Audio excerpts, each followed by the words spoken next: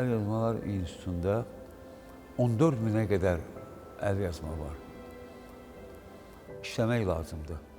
Əl yazmalar üzərində işləmək lazımdır. Əl yazmalar bizim maddi, mənəvi sərvətimizdir. Əl yazmalar yanmır.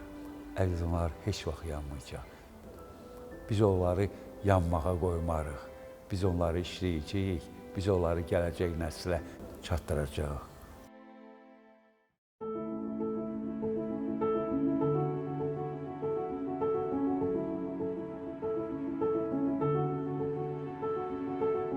Mən Şərqşünaslıq fakültəsinə qəbul olanda hələ bilmirdim ki, düz xətt çəksən bu əlif hərfidir. Bunu bilmirdim mən. Onu gördüm, xanım Hatəmi, bizim müəllimimiz, professor. Məni ki, gördü belə ki, mənə qayıtdı ki, yox balam, sən get dekandan xahiş elə, səni filologiya fakültəsinə keçirsinlər. Mənim vaxtım yoxdur səninlə məşğul olmağa. Mən də gecə-gündüz, yaz, poz, sentyabrın 13-də bizə diktant yazdırdı, sözlər yazdırdı. Yoxlayandan sonra dedi, bu nədir? O gündən mənə olan münasibəti dəyişdi. Hər yerdə də mənim adımı çəkirdi. İkinci kursun yanvarında artıq mən farsça danışa bilirdim və başladılar sənədlərimi hazırlamağa, xarici tərcüməçi kimi məni məsləhət gördülər.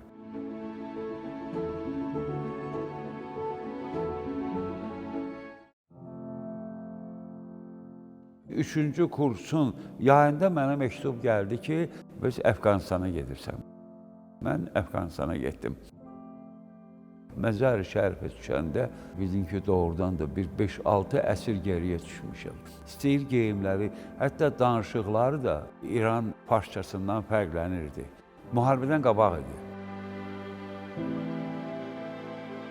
Qayıtdıqdan sonra təhsilimi davam etdirdim. Biz o vaxt hərbi dərs də keçirdik. Bizə leytenant rütbəsi də verilirdi. Və müsahibə əsasında yenə də bir neçə nəfəri seçdilər ki, biz istəyərdik sizi hərbi xidmətə tərcüməçi kimi gələsiniz. Və ondan sonra yenə də Əfqanistana məni göndərdilər. Müharibədə Heratda qalmış bir Rusun cəsədini götürmək üçün məndən xahiş elədilər. Mənə verdilər vertolyotu, getdik Heratdan onu verdilər yeşiyin içində. Mən onu gətirdim, gəldim. Kuşkaya çatmamış vertolyotu başladılar, atəşə tutdular.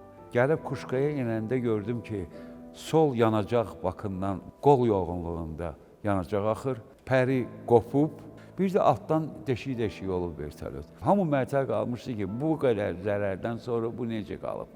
Bu mənim sonum ola bilərdi. O vaxt o qədər Əfqanistanla bağlı materiallar var idi. O materiallardan yığıb gətirsəydim, inandırım sizə ki, bu Əfqanistan haqqında çox böyük bir tədqiqat olardı. Amma təəssüf ki, o dövrdə mən hələ fikirləşmirdim ki, mən gəlib akademiyaya işə girə bilərəm. O vaxt bura Əl Yazmalar Fondu idi. Təsadüfən elə oldu ki, Milli Elmlər Akademiyası o vaxtki prezidenti Həsən Abdullayevin yanına düşə bildim. Qırmızı diplomla qurtardığıma görə götürdü elə mənim yanımda Əl Yazmalar İnstitutunun direktoruna zəng elədi, mərhum Cahangir Qəhrəmanova. Cahangir Qəhrəmanov da məni işə qəbul etdi.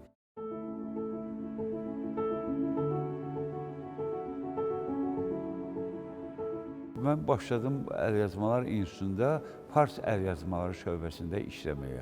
İşə başlayanda burada kataloqlaşdırma gedirdi və biz əl yazmaları tədqiq eləyirdik. Əl yazmaları hərflər üzrə götürürdük. Onlar hər bir əl yazma haqqında poliqrafik təsvir deyirlər, veririk. O 1 səhifə, 2 səhifə, 3 səhifə bəzən olurdu və o dövrdə bu maraqlı əl yazmalar haqqında mən hətta mətbuatda da məqalə verirdim. Başladım, yəni tədqiqat işləri indiyə qədər mənim imzamla bir 50-yə qədər kitab çap olunub.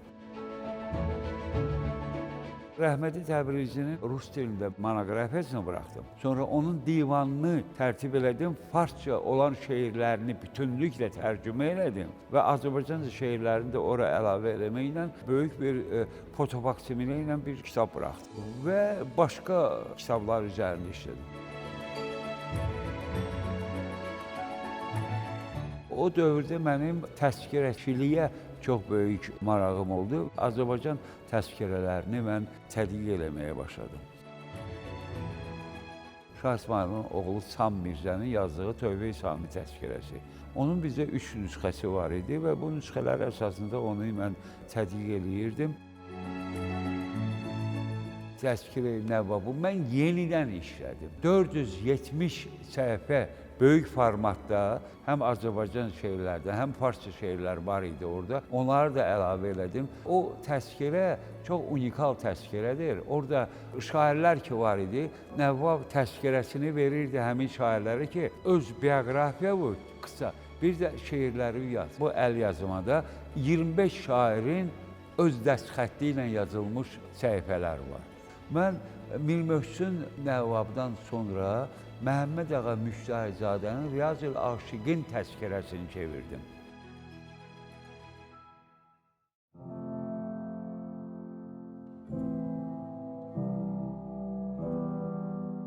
Demək, Hacı Nəbdin Tağıyevlə bağlı o dövrdə Azərbaycanda birinci kitab buraxan mən oldum. Bizim də institutda o vaxt mərhum Paşa Əlioğlu gəlmişdi. Ona dedim ki, belə bir şey çevirmişəm. Nəriman Nərimanovun Hacı Nəbdin Tağıyev haqqında yazdığı bioqrafiyanı. Gəl onu bir yerdə, bir dənə ön söz yazaq. Azərbaycan jurnalında Yusuf Səmədoğlu idi redaktor. Gedək bunu verək ora. Dekabr ayında getmişdik, yanvar nömrəsinə saldı, onu buraxdı. Nəriman Nərimanovun Hacı Nəbdin Tağıyev haqqında olan bioqrafiyasını. O bir başlanğıc oldu. Ondan sonra o bioqrafiyalar, o məktublar əsasında yenidən kitabı buraxmışdım. Bizim institutun direktoru, bizim görkəmli alimimiz Teymur Kərimli dedi ki, Hacı Zeynalabdin Tağıyev haqqında film çəkilir, bir məsləhətçi istəyirlər. Mən də getdim. Filmin baş rejissoru Zaur Qasımlı idi. Bu senari 4 seriyalı filmin senarisi. Mən o neçə gün oturdum, əlimdə qələm, onu redaktə elədim. Redaktə eləyəndən sonra hətta bəzi məşqlərə də məni dəvət eləyirdi ki, bunların danışığına ki, belə olar, olmaz. Yəni məsləhət eləyirdi. Təsadüfən birdən mənə qayıtdı ki, bir balaca rol var. Mən sizi görürəm o rolda. Bəlkə çəkiləsiniz. Mən dedim, niyə də olmasın? Əgər mən orta məktəbdə dram dərnəyində Aydını, Vaqifi oynamışamsa, niyə də olmasın?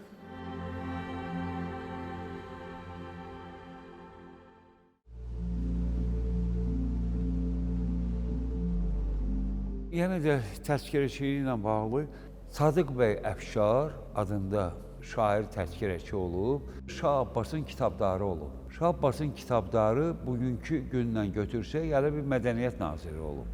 Külliyatı var onun, bir nüsxəsi də Təbrizdədir. Mən getdim Təbrizə. Oradan o təzkirənin surətini aldım. Bunun üzərində işləyəndə müəyyən bir nöqtəyə gəlib çatanda gördüm ki, bundan bu yana gələn şairlərin bioqrafiyası obrislarla uyğun gəlmir. Osmanlı üslubunda yazılmış bir şeydir, qısa. Mümkün deyil bunu da götürüb bura əlavə eləmək. Həmin bu hissəni ayırdım. Məcmuəl Havası çap eləyəndə oradakı adları ancaq verdim, 138 şair adı. Sonra onu işlədim və anonim Osmanlı təzkirəsi kimi bunu verdim. Niyə bu belə olub? O dövrdə katiblər onlara verirdilər, məsələn, bir əl yazmanı ki, üzün köçürsünlər. Onlar bəzən əl yazmanın səhifələrin çox alınması üçün ora biraz da əlavə edirdilər. Başqa bir yerdən götürüb əlavə ediblər ora. Yəni, bunun Sadıq bəy Əfşara aidiyyəti olmayan olub. Mən onu ayrıca anonim Osmanlı təzkirəsi kimi çap elədim. Bugün də, məsələn, istifadə edənlər istifadə edir həmin təzkirədən.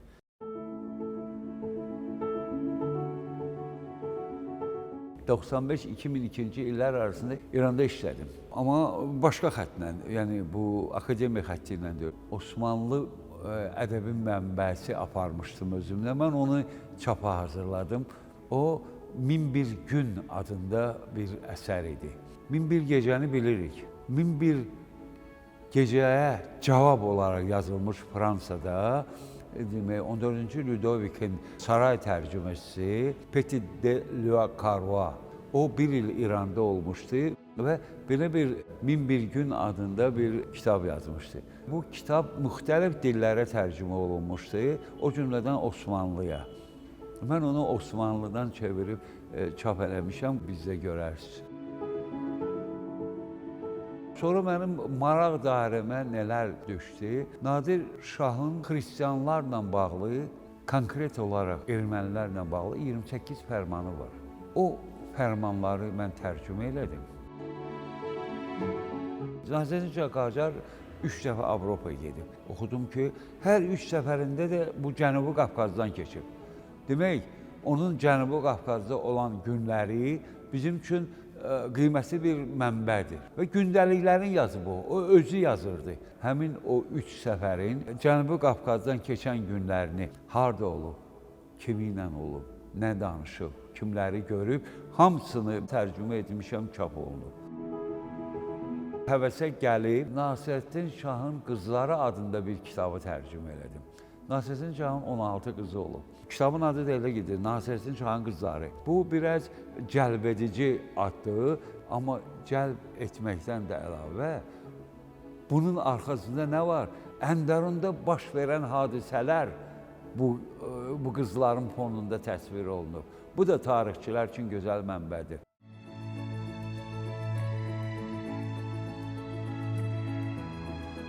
Bugünkü gün bu sahəyə, yəni şərqşünaslıq, əlyazmaşünaslıq sahəsinə gəlmək istəyənlər var. Onlardan bəziləri gəlirlər, bəziləri gələndən sonra da gedirlər. Bu sahə hal-hazırda gender bərabərliyi üçün oğlanlar hücum eləməlidirlər. İnstitutun 90% qadınlardır. Fars dili sahəsində cəmi bir mütəxəssisimiz var. O da çox savadlı mütəxəssis Kəlamə xanım. O tibbə aid əlyazmaları tərcümə və tədqiq edir. Ərəb mənbələrinə işləyən var, Zəkiyə xanım. Avropa dilləri də var. Fransız dili mütəxəssisi, İngilis dili, Alman dili mütəxəssisi, Rus dili ilə bağlı mütəxəssislər var və bu dillərdən tərcümələr eləyirlər.